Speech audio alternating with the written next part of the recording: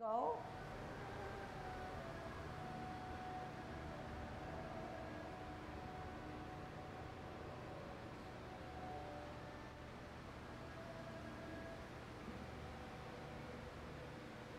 Let's warm up. Hands at your waist, turn your neck. 1, 2, 3, 4, 5, 6, 7, 8, 9, 10. Stretch your neck. 1, 2, 3, 4, 5, 6, 7, 8, 9, 10. Turn your shoulders, lift them up. 1, 2, 3, 4, 5, 6, 7, 8, 9, 10. Other way. 1, 2, 3, 4, 5, 6, 7, 8, 9, 10. Expand your chest. 1, 2, 3, 4, 5, 6, 7, 8, 9, 10. Waist exercise. Look at the heel of your opposite shoe. 2, 3, 4, 5, 6, 7, 8, 9, 10. Airplane. 1, 2, 3, 4, 5, 6, 7, 8, 9, 10. Touch toe. 1, 2, 3, 4, 5, 6, 7, 8, 9, 10. Turn your hips. 1, 2, 3, 4, 5, 6, 7, 8, 9, 10. Other way. 1, 2, 3, 4, 5, 6, 7, 8, 9, 10. Be careful, kick your foot. 1, 2, 3, 4, 5, 6, 7, 8, 9, 10. Other side. 1, 2, 3, 4, 5, 6, 7, 8, 9, 10. Kick your butt. 1, 2, 3, 4, 5, 6, 7, 8, 9, 10. Turn your knees. 1, 2, 3, 4, 5, 6, 7, 8, 9, 10. Other way. 1, 2, 3, 4, 5, 6, 7, 8, 9, 10. Okay, Heisman, opening up our stance, parallel feet. Cross and hold, weight in the back. 1, 2, 3, 4, 5, 6, 7, 8, 9, 10. Other side. 1, 2, 3, 4, 5, 6, 7, 8, 9, 10. Short one. 1, 2, 3, 4, 5. Other way. 1, 2, 3, 4, 5. Parting of the wild horse's mane. We're in a good Tai Chi posture, meaning our hands are drooped to the sides of our pants. Our butt is tucked under. Our chest is concave. Our head is erect because of our silk silver thread. Our glance is way ahead of us, but our chin is slightly downward. When we hold our ball in a T stance, we root down on our right foot, weighting down that foot with all the energy. We change our left foot into the stem of the capital letter T. When we hold our ball, our left hand is 2 inches below our navel. Our right hand is at chest level, holding that rounded ball. We're on a T stance, we're rooted down. We're not upright like this, but we're rooted down, planted. Out and to the side, move your hands, part the wild horse's mane. Sit back, twist step, hold our ball in a T stance, out and to the side. Move your hands, part the wild horse's mane. Sit back, twist step, hold your ball on a T stance, root down, out and to the side, bow stance. Sit back, twist step, hold your ball on a T stance, out and to the side, bow stance. Sit back, twist step, hold your ball on T stance, root down, out and to the side. Make that adjustment in your back foot, stretch out the back knee. Sit back, twist step, hold your ball on a T stance, out and to the side. Part the wild horse's mane by serving your friend a snack right below your eyes. Sit back, twist step, start to form your ball on a T stance, rooting down, out and to the side. Here is your snack. Sit back, twist step, hold your ball on a T stance. One more set, out and to the side. Bow stance. Sit back, twist step, hold your ball on a T stance. Okay, rooting down. All right, let's look at what we just did. We said that we were always going to be starting on a T stance. This is the top of the capital letter T, and this is the stem of the capital letter T. When we root down and we're in a good Tai Chi posture, the energy has to be on our weighted foot, not on the stem of the letter T, because this is going to be your advancing foot. Many times we may fall if there's too much weight on both feet and we want to make that shift. We want to advance. But to cleanly be aware of our body and what it's doing, we need to make sure that the advancing foot has no weight before it can take a move. So to root down means to put all our energy, all our body weight on that other back foot rather than that advancing foot.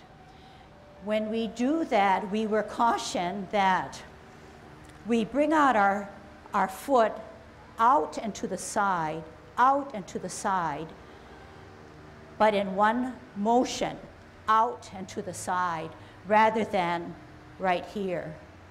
This would be a misalignment, mainly because if I'm here and I want to advance to my front foot, I have no room and I'm cramped, and my knees will then will have added stress. So we don't want to get into that predicament. We want to root down, we want to come out and to the side in one motion. To test whether you have that distance correctly, you drag your front foot back. If it does not clash with that other foot, then you're fine. Once you find that you're clashing, you need to come out and to the side a little bit more, okay? So that's something that we can work on now and then still add a little bit more detail to it, okay? So we said that we are rooted down. That means our energy, all our chi is on our back foot, which this time is on our right foot. It can never be upright where our knee is straight and locked. It has to be flexed, okay? You're in a good Tai Chi posture because your head is erect. You're holding your ball. Left hand 2 inches below your navel at your dantian area, right hand at the chest level. Left foot only on its toe without too much weight. When you advance, there's no weight. Out and to the side, at the same time, your hands start to shift. We remember that the bottom hand is the advancing hand. Bottom hand is the advancing hand. If the bottom hand is the advancing hand, it goes forward. The other hand, which is our right hand, stays to the side of my hip, as if it were holding yet another ball, holding it from the top of the ball, okay? Rather than, so this is the correct way, this hand here. If it were done incorrect, it would be sitting down this way. Okay, it's not helping me balance. Plus this hand went further out because I'm overcompensating for this hand, not keeping it at my side in a ball position, okay? Now, we also know that we need to take precautions, okay? Do it with me. We're gonna come out and to the side, but only flatten that front foot after we make the hand motion and the foot adjustment in the back. So what did I say? Here's our T-step, no hands, okay? Out and to the side. We cannot flatten this front foot like this and then do this. That's a disconnect and then it'll hurt you in the long run. So what do we do to take that precaution? We come out and to the side, leave it on its heel, weight still on our back foot. The energy has to radiate from my foot to my ankle, to my knee, to my thigh, and then across to my outward foot.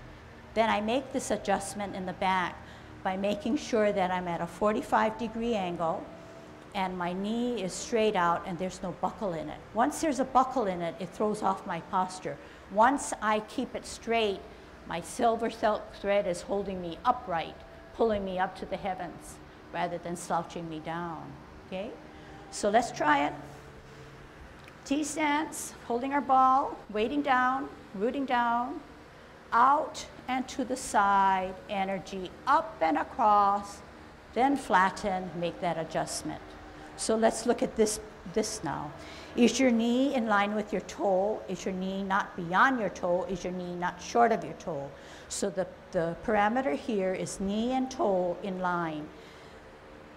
The back foot takes a 45-degree angle flat. It could never stand up this way because then shifting my posture forward, which is not a good Tai Chi posture. Right at this point, you should ask yourself, is my butt tucked under? If it's tucked under, more than likely you're upright. But if it's not tucked up, you're going to either come forward or go backward or to the side. So you're going to tuck down. So we almost say that the weight is right in the center of us, almost distributed evenly 50-50, okay? Back foot, we ask ourselves, is the knee straight out and there's no buckle in it? Once there's a buckle in it, we're throwing our Tai Chi posture off, so we're going to have to keep upright by extending that knee in the back, okay?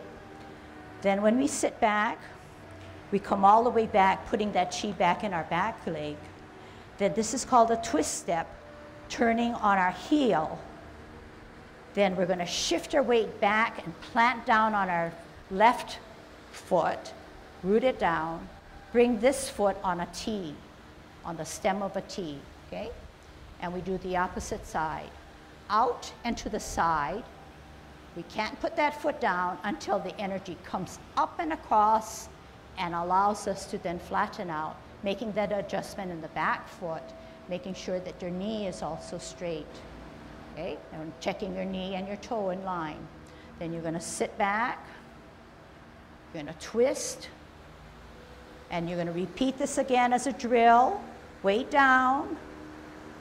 Stem of the T. Out to the side. Don't flatten until the energy comes up and across and out. Sit back. Twist step. Root down. Stem of the T. Out and to the side. Energy up and across and then down. Okay? Now let's put our hands together because this is a definite, parting of the horse's mane is a definite movement within the yang style Tai Chi. So to part the horse's mane can be depictive in that we're serving a snack to our friend in front of us. The snack cannot be served here, can't be served here, but eye level and slightly down. And when you serve something, you don't keep the snack here. You don't keep the snack here.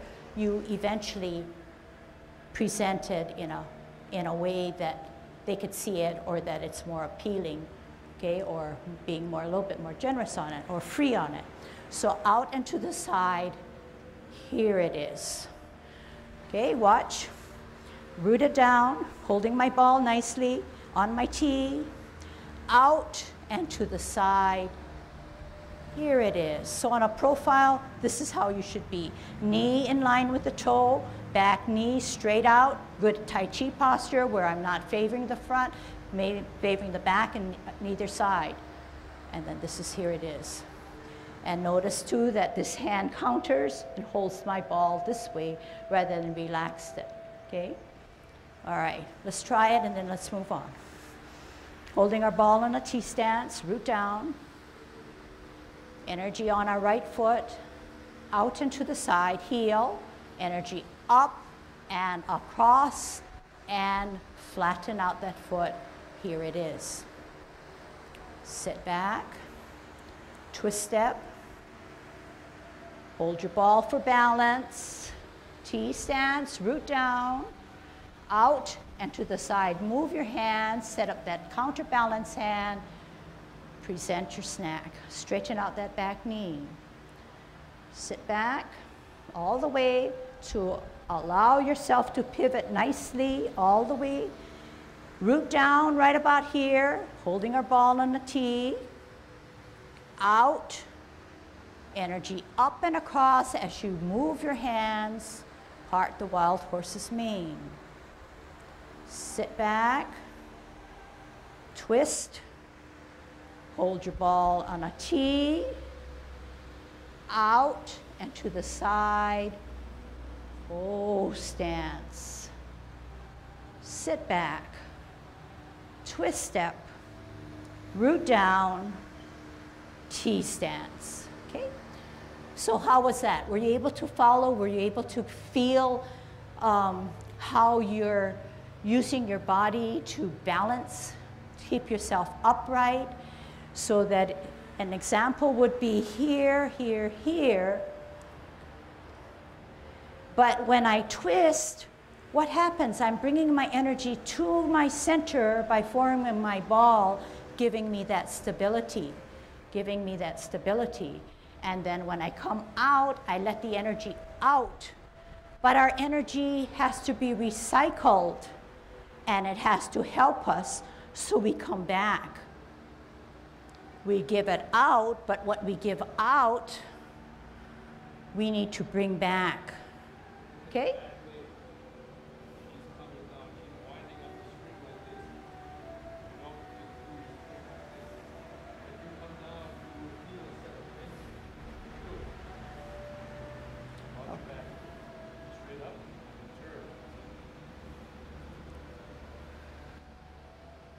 Okay? So these are some of the things that you could do at home, and we'll have it online by the end of the week. And what would be a nice thing is if you could just remember some of the things, try it out. Even though if they're not exact, but at least you have something that's still stored in your mind that you can practice and then refine it as you see the online lesson, okay? All right, so parting of the horse's mane, was, I believe, last week's lesson for the movement for the 10 form. I want to go over kicking out because those two are the next movements coming up. And our meat of our lesson is going to be cloud hand, so I want to move quickly into that. All right. To kick out with our right and kick out with our left, we know that we have to shift our weight and lift up that right foot and kick out in line with the kick out in the line, okay? But it just doesn't come that easy. We have strategies in which we use to make our body safe, and here they are. If we're in a good Tai Chi posture, we have evenly distributed weight, not favoring either side. Once we know we need to do a kick out, we slowly take the weight off of the right foot, because we want to do a right kick, and we do it gradually. But we have our hands to help us. Our hands come together, and our foot elevates first from its heel to its arch to its sole. Then we use this cross to help our energy, consolidate our energy, and then when it's expended, our hands go in line with the kick. Not both hands, but the right foot goes with the right hand. Whereas, as I shift my weight, I'm trying to consolidate my energy. I come up, this is the hard part, but what do? I brace myself with the cross, and then I expend that energy, okay? So we're not looking for a high kick, we're not looking for a long kick, but over time we are looking for something more in that progression, but we are looking for safety. We're looking for the elements to use them the best way we know how. So can we practice? This time I'm gonna face you, but it doesn't matter.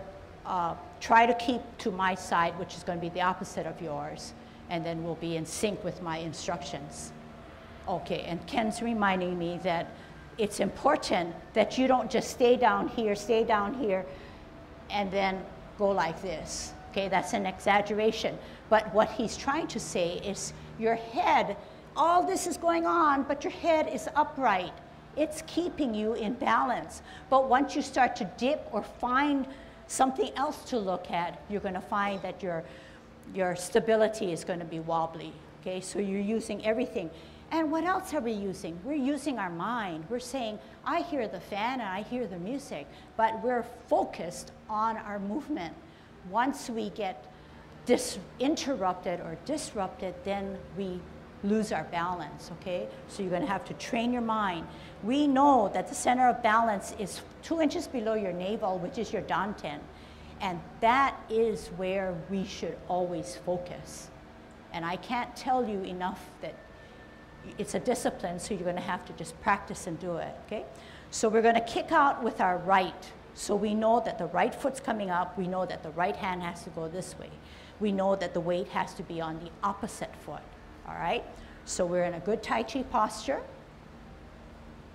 We're gonna slowly drain the weight off of our right foot. Our heel comes up. Our hands start to come up. Our foot comes up, and we kick out in line, down. Shift our weight, because we're going to do the other side. Left hand on the outside, left foot coming up, kicking out, in, down. Right hand, right foot up, kick out, in, down. Gain that energy to come up and out, in, down. One more set. Up, in line, down, up, out, in line, down, okay? So we started with the harder one. We can do golden cockerel and still gain some strength and use some of what we know about kicking out to apply to a golden cockerel. When we do a golden cockerel, it's either on the left or the right. To do it on the left, we need the weight on the left, okay? We need the weight on the left. So what's happening in this case? My front hand is in the center of my body. it's helping me to stabilize. My other hand sits to the side as if it were counterbalancing and giving me more stability. Just as I do it that way, I do it the same way this way. And you notice that each time I bring up my foot, I don't just bring it up this way. I'm gradually, if it's 50-50, I'm gradually shifting the weight to the other side and gaining that central balance that I need. And I'm only coming up when I feel I have that confidence and I know that I can pull it up, okay? So I know that when I call out instructions, I sometimes call it slowly, and it doesn't fit your form, but I'm trying to get all the words in there so that you can be able to get the elements that will help you. So let's just try some of it. This time I'll stand this way.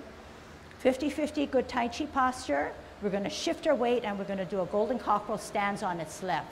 So we're coming up, centering, counterbalance, tucking our butt, down, shifting our weight, counterbalance, centering, up, tucking our butt, down, shifting our weight, up, down, shifting our weight, counterbalance and center, up, tucking our butt down, up, down, up, down, okay? So whenever you practice at home and you feel confidence to hold it a little longer, hold it a little longer, then you gain better strength and over time, hopefully better balance, okay? Let's do the 10 form in its entirety. Pull away and just concentrate on cloud hands, okay? All right, here we go.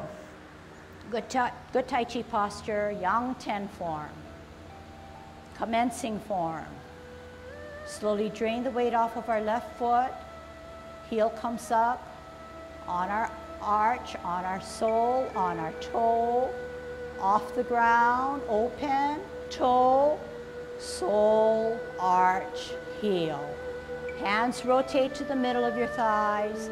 Take a deep breath in as we elevate both hands. Drop our shoulder, drop our wrists and elbow, flex our knees. Repulsing of the monkey. Center the left hand. Look at the back hand, open, both palms facing the ceiling. Bringing your back hand to your ear, turning your face, meeting in the middle, pushing out, pulling back. Center, look at your back hand that's higher, open, bringing it to your ear, turning your face, meeting in the middle, repulsing of the monkey. We're going to multitask. On a T stance, right hand higher as if it were catching a ball. Left hand to the parallel to your waist. Out and to the side, ear, heel, hand, face. Catch that other ball that's coming from the center. Sit back, twist step. Right hand parallel to your waist, T stance. Left hand higher, ear, heel, hand, face. Brush your knee. Sit back, twist step. Hold your ball on a T stance. We're going to part the wild horse's mane. Out and to the side. Serve your snack. Here it is. Sit back, twist step. Hold your ball on a T stance. Out and to the side. Bow stance. New movement. Flip the hand that's extended so you see the back of your hand as you meet it with your left hand, palm facing you on this one. Sit back, move your hands, cup, 9 o'clock, flip meet. Middle or cup at 12 o'clock. 3 o'clock, open, middle or cup, only flip, meet, middle or cup, flip, meet, close, middle or cup, flip, meet, open, middle or cup, only flip, meet at 3 o'clock, come back to 12 o'clock, shift your weight, golden cockerel. Down, other side, golden cockerel. Down, 2 hands come together to do a cross, right hand on the outside, kicking out, in, down. Left hand, left foot, up, kick out, in, down. Holding our ball in a T stance, we're going to grasp the bird's tail. Out and to the side. This time you're using the brunt of your hand to ward off your opponent. But then you're going to flip him down and grasp the bird's tail as you pull back, look back. Then you're going to turn and square your body, hips and waist. Then you're going to contact at your wrists to push out, separate, sit back, push up and forward. What you did on one side, you have to do on the other side. Sit back, left hand goes to the bottom of the ball, right hand holding the top on a T stance. Out and to the side, ward off, using that brunt of the hand.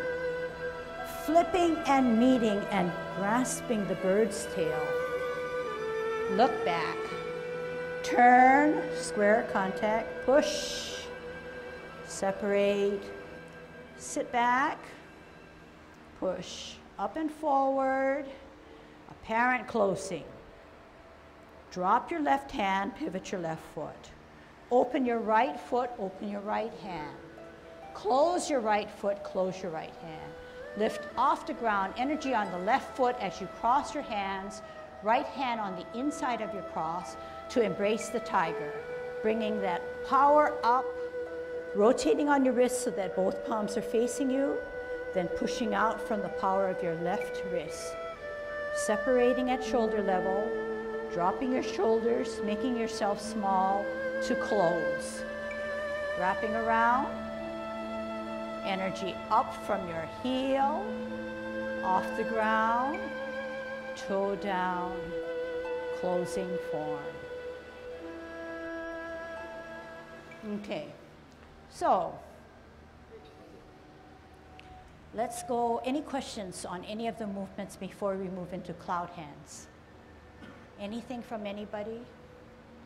Okay, so I take it that you understand generally, and then you'll take it back home, refine it, come back, and then check out what you've learned.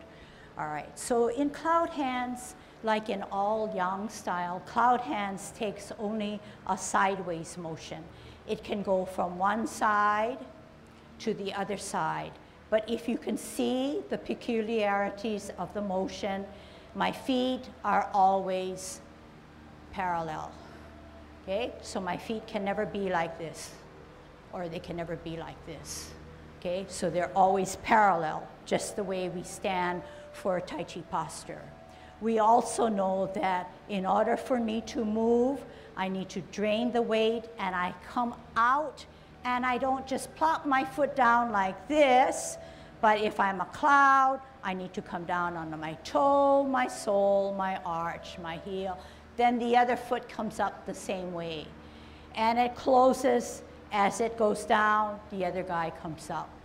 As it comes up, the other guy comes up, okay?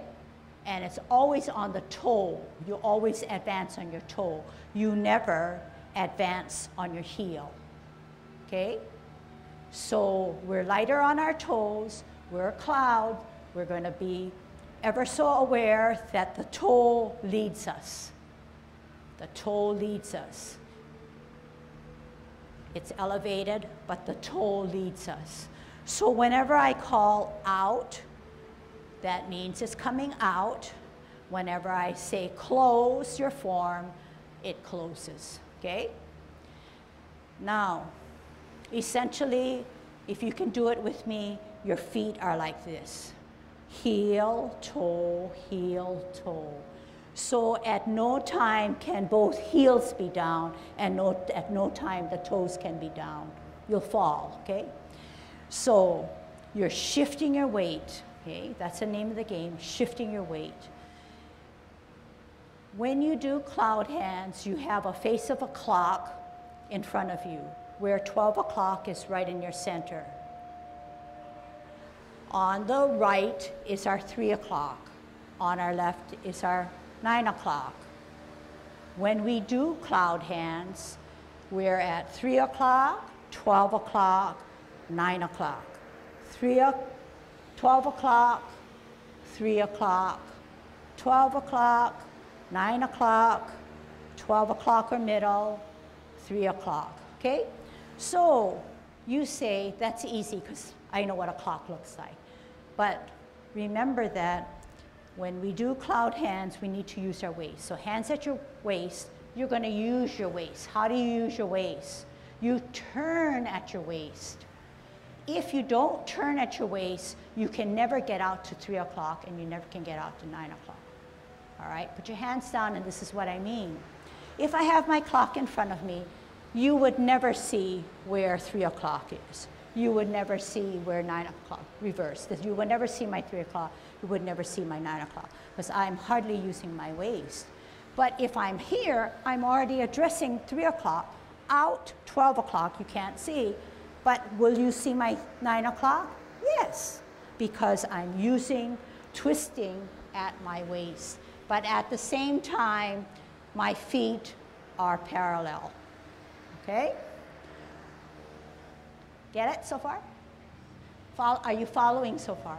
Yeah? Yeah? Yes or no? Okay. Okay. So there are lots of things that go in the works when you do this. Where are you looking? Are you looking ahead to say, oh, 3 o'clock, oh, 9 o'clock? No, you're looking at the tip of your finger, your tip of your top hand, okay? Looking at the tip of your top hand, and you know that rotates. The guy on the bottom comes up. The top hand goes to the bottom. It rotates, okay? We also know that our head has to be erect.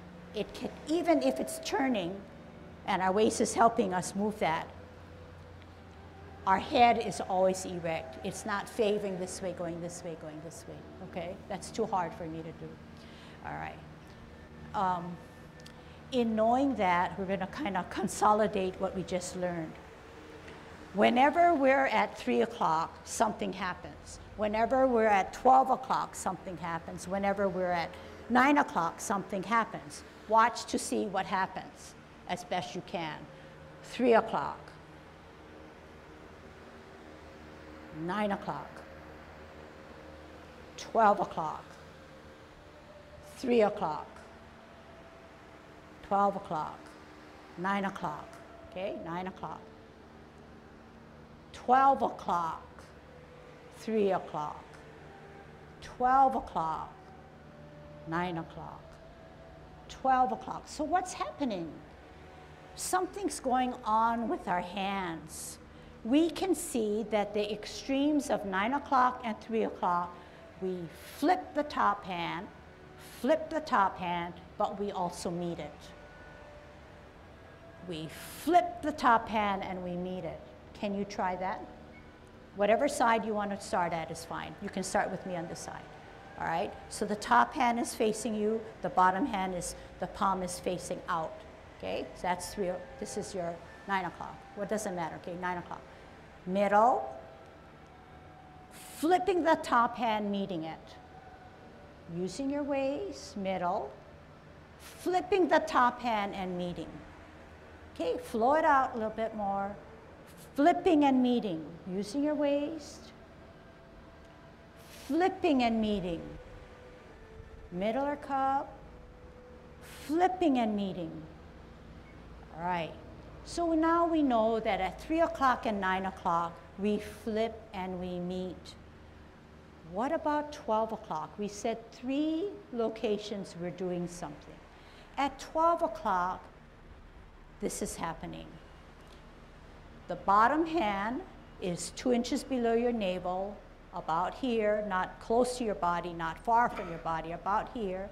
And your top hand, the stem is down. It's never this way, but down, because we're still looking at the tips of our finger. When we move, flipping and meeting, looking at the tip of our finger, this is cup or 12 o'clock. This is flipping and meeting. This is cup. We're holding a cup or we're cupping a ball and our stem is down, flipping and meeting, okay? Any questions so far? All right. When we move in yang 24, 10, and 16, cloud hands take a specific sequence and number and direction, okay? By that I mean, in the 10 form, which we're going to learn, we have just parted the wild horse's mane. Then we're going to flip that hand. At the same time we flip the other hand that's down here, flip and meet, because flip and meet have to go together, okay? So you notice when I flip and meet, this is my parted mane, my hand that parts the mane. I flip and I meet.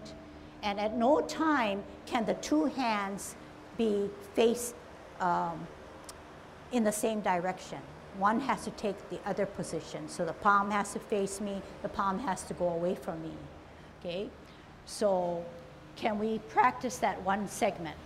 If we're at parting of the wild horse's mane, one way, this way, the last side, we're flipping that right hand and we're meeting with the palm facing. This is the flip and meet, okay?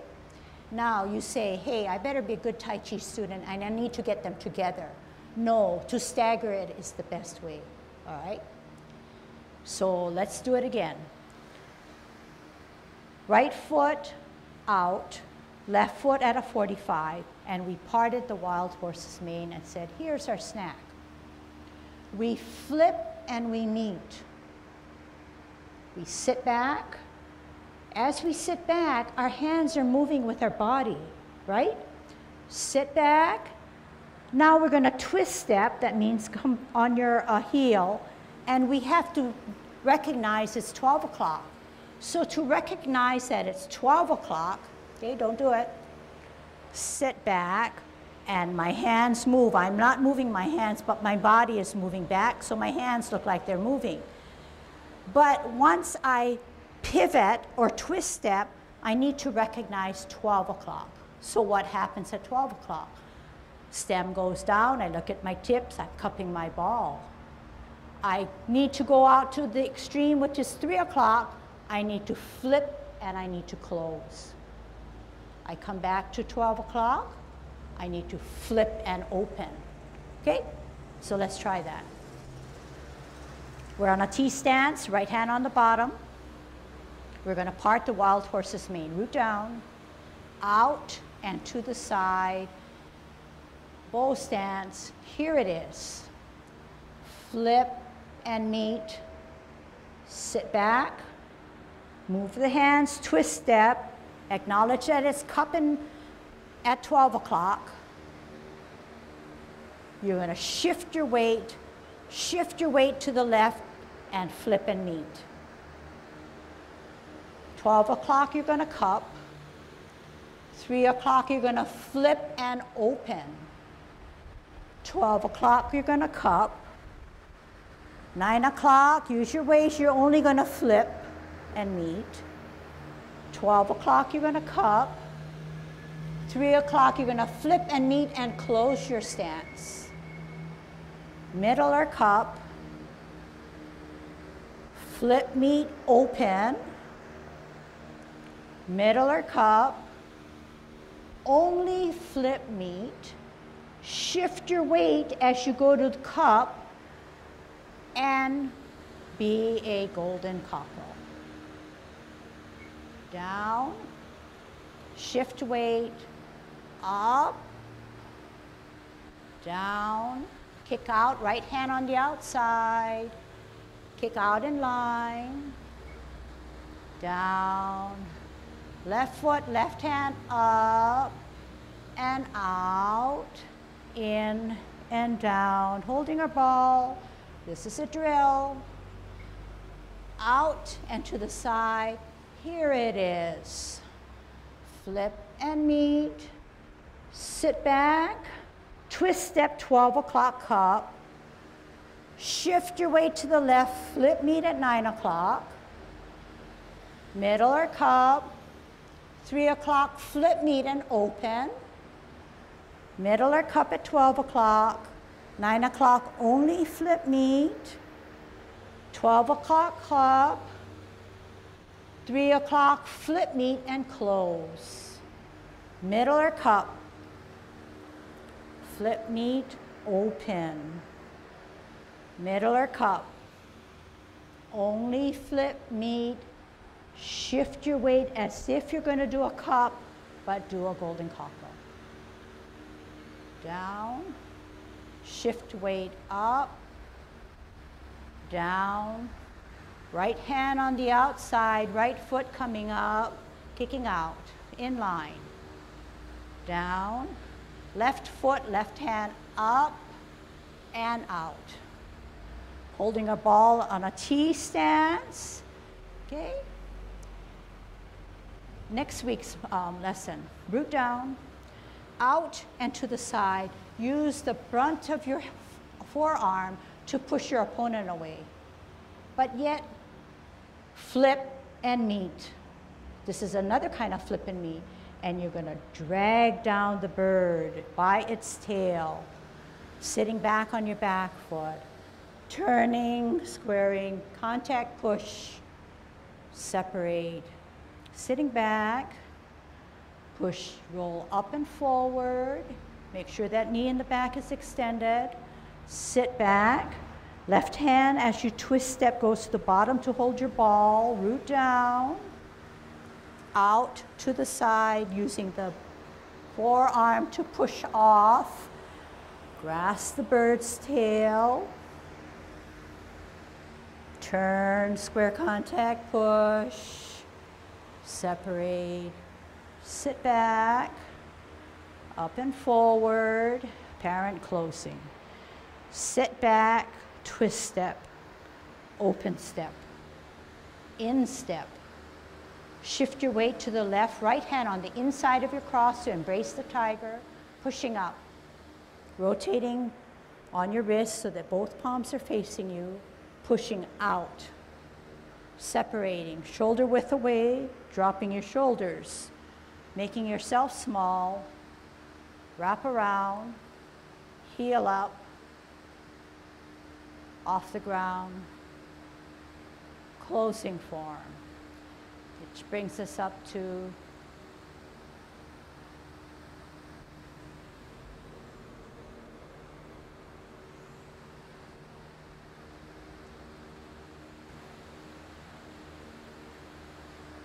okay, good job. See you next time. What do you need help in? What can I clarify?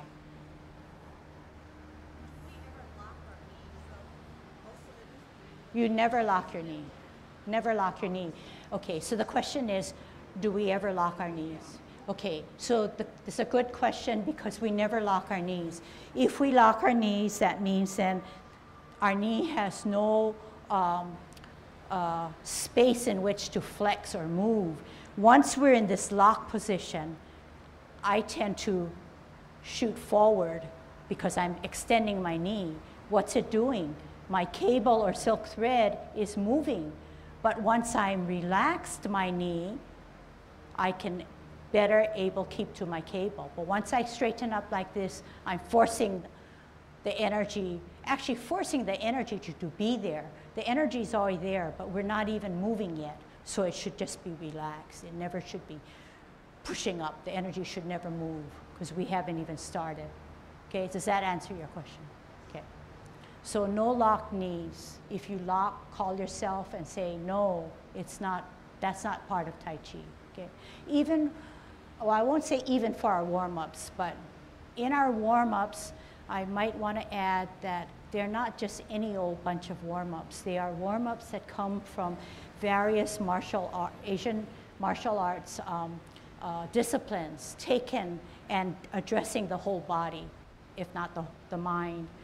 So in certain, or if not all of our 24, I don't know how many exercises we have, they're taken from Qigong or other forms of martial arts, okay, but put together in a consolidated, concise way to warm up our whole body.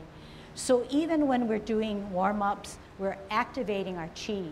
We're getting our body prepared for more stretches. If we don't warm up, then we take that chance that something is not primed up, and then we'll have accidents. Okay, good question. Anything else? Partial answer to locked joints. The problem with locked joints is it's like betting on one horse rather than betting on several horses in a horse race. You're locked.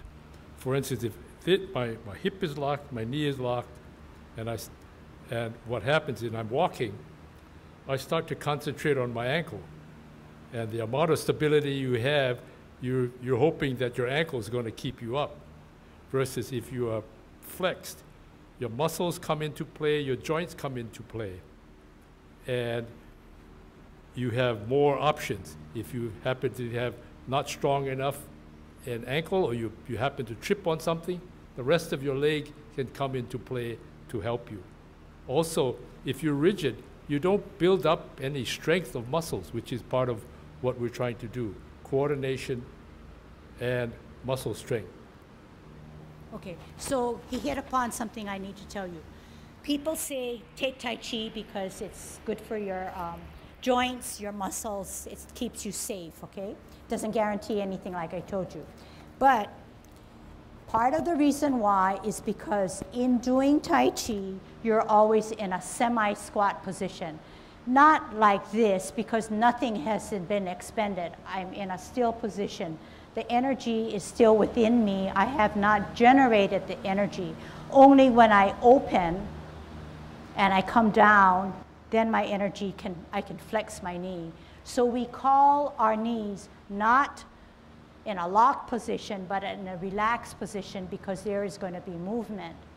But in doing Tai Chi, we are never locked on our knees, doing it this way, okay? We're never locked. But if done right, Tai Chi warrants you in a relaxed knee position, almost as if you're in a semi-squat position. There is hardly any exercise that continually does this except for Tai Chi. So what are they finding? They're finding it good because it's a discipline that makes your joints and muscles in the core area very strong. I think you're all doing well, and you may say, yeah, she doesn't really mean me. I really do mean everyone, because when I see something not so right and you recognize that it's not really right, that is part of your learning.